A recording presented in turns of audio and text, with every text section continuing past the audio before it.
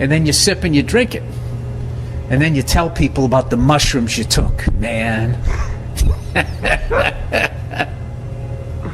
You know, if you took mushrooms, you could let that go. It wasn't like, I could see if I just brought it up out of nowhere. We were talking about the pandemic. Maybe I need to take mushrooms to let this guy tell me to take mushrooms to let that go. I don't know what it is. Anyway, so yesterday I watched an amazing documentary on YouTube. I'm big on YouTube, man. I like that shit. You give them your credit card, you just fucking rent a movie. It's like $4. So I rented this documentary on Quiet Riot. I forget what the fuck it was called. It was a lyric to one of their songs that I know. Let me see what it is here. Hang on a second. Dude, it's from Bang Your Head. Bang your head. You know that song? I got the power. What is it? I got it something like an alligator. Remember that? How does that? I'm a laser, six-string and razor. He probably sang it right on the stage. I got a mouth like an alligator. The name is called Well, You're Here, There's No Way Back. And I'm like, that's an odd name for a fucking documentary. And then I realized it was lyrics to that song that I heard. Well, while you're here and there's no way back, bang your head. Right? So anyway, so I watched the fucking thing.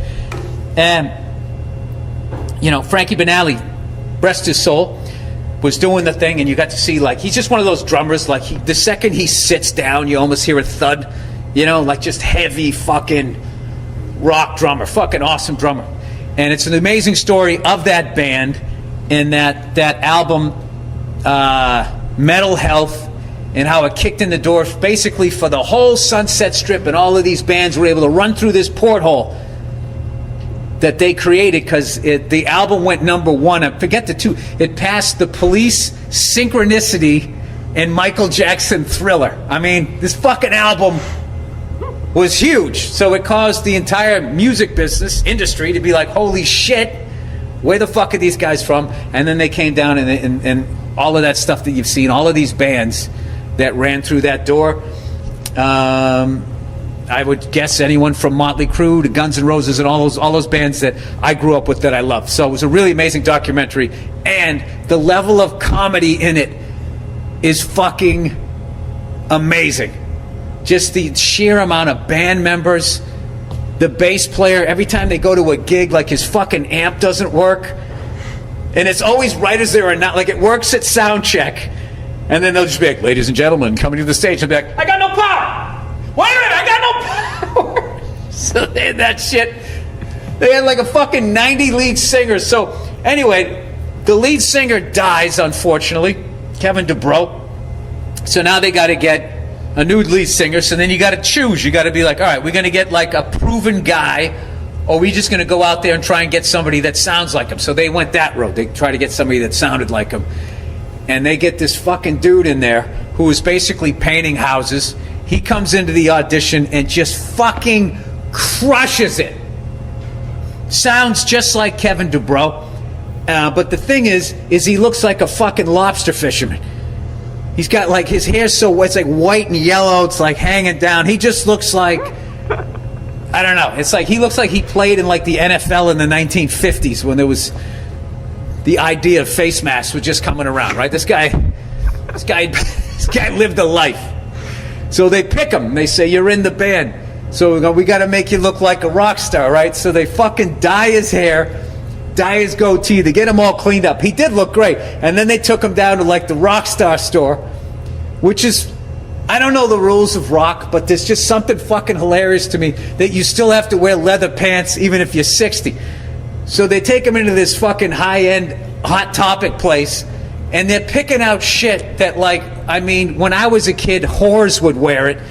When they were like 18 and 19, when they could eat McDonald's and still have a flat stomach. So they got this fucking old sea captain buying these fucking things.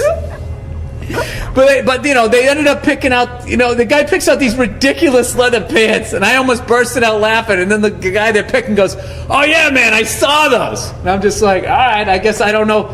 But then somehow when they were all on stage, it looked right. But when he was in the store and he just looked like this guy and they just showed him painting a house, the fucking thing was funny. So they get him up there and they're doing the rehearsals and he's doing great. I'm kind of going to ruin the documentary for you, but I just found it fascinating. So the drummer, Frankie, still has a lot of issues with, like, he came up with Kevin. They were brothers, right?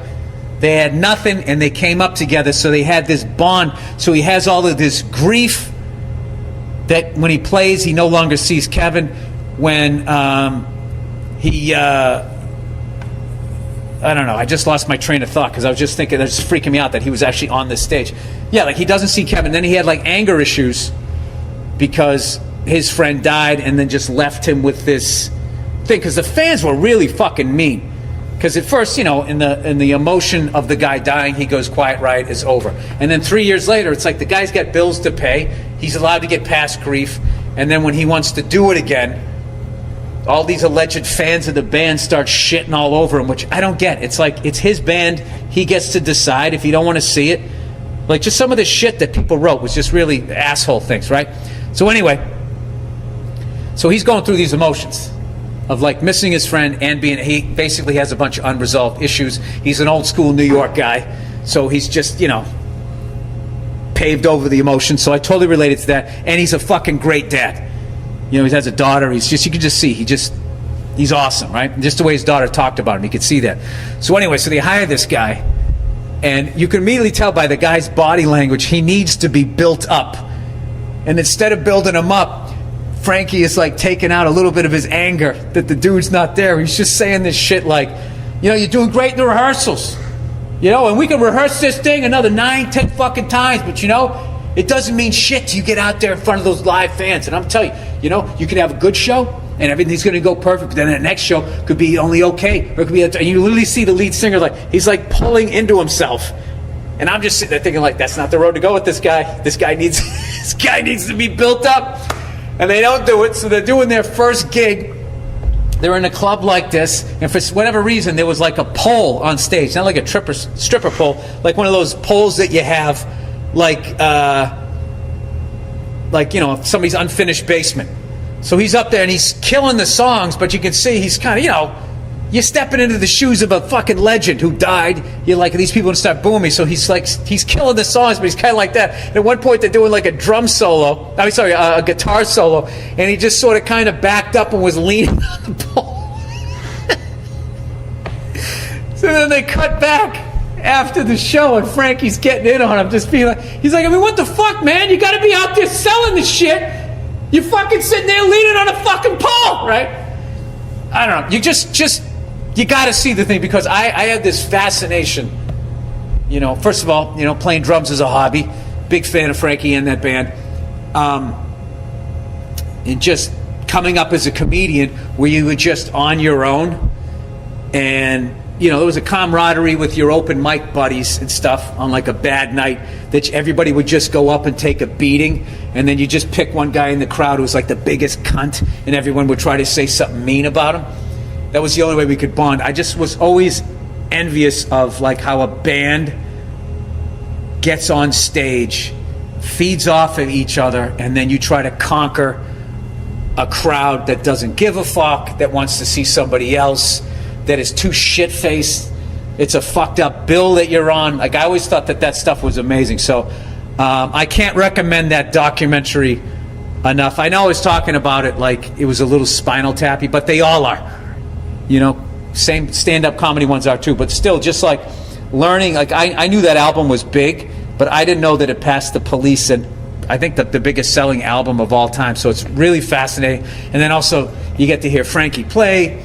Oh, the original bass player too, who actually played on that album, but they had a picture of Rudy Sarzo on the back.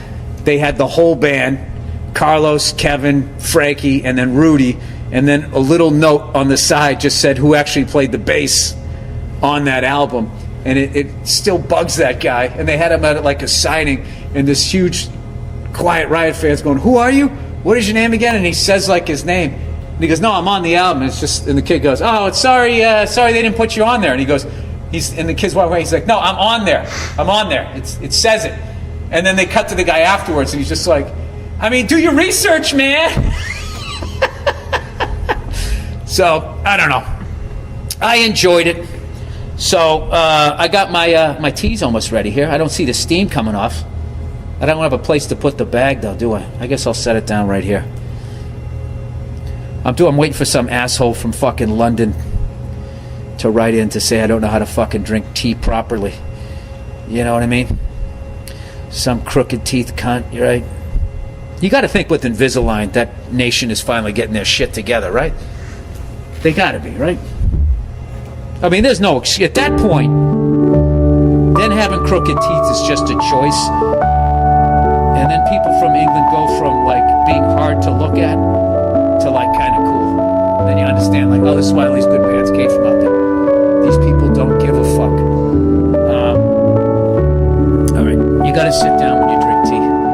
Coffee, you can stand up like an animal right outside of a roach coach.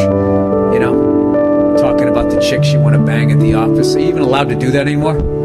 That's what we used to do. Stand outside the fucking roach coach, being like, oh my god, did you see fucking Stacy's fucking ass in that fucking skirt? Oh, I'd like to bend her right over her fucking. That's how we used to talk. Now you can't do it. People still think it.